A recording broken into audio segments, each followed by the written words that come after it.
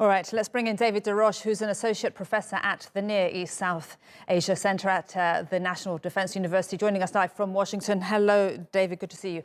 What do you make of the situation there in Mariupol? We've just heard Russia's perspective there. They're declaring victory in Mariupol. Lots of reference made there to the fighters as of Nazis. But of course, Ukraine has not confirmed that Mariupol has fallen. David, where is the truth?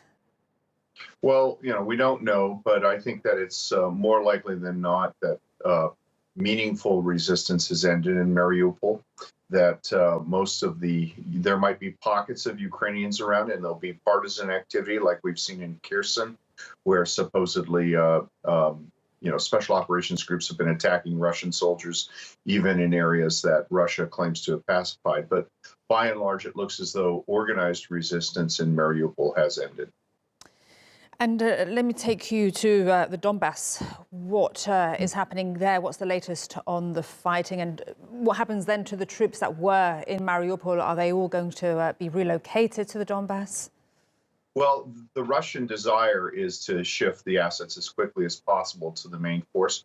But, a lot of those units were exhausted, or they were just sort of like police units, not regular armored units of the Russian armed forces. So what we've seen is that units that have been relocated to the Donbass haven't been at full strength.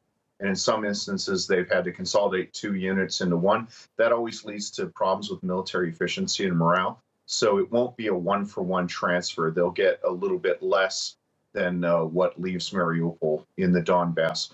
The Donbass itself is going extremely slowly for Russia. They are trying to do a dual pincher encirclement of the Ukrainians, but their northern pincher has just been stopped cold. They're making some progress in the south, but probably taking unacceptable losses for the Russian army.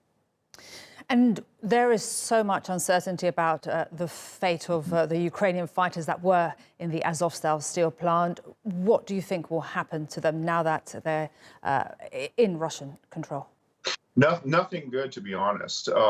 We know that the Russians have been dispersing civilian population in Mariupol to as many as 66 different camps scattered around Russia, some in the Far East.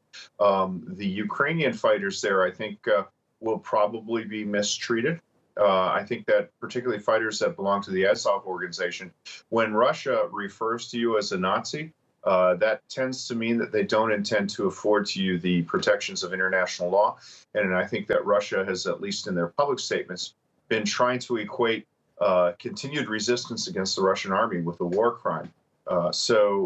I think Russia will do whatever it can do to make these guys' life miserable, and I think that quite a few of them may not return. Very concerning indeed. David Des Roches, we'll leave it there. Thank you so much for joining us live there from Washington, D.C. Thanks, Marie.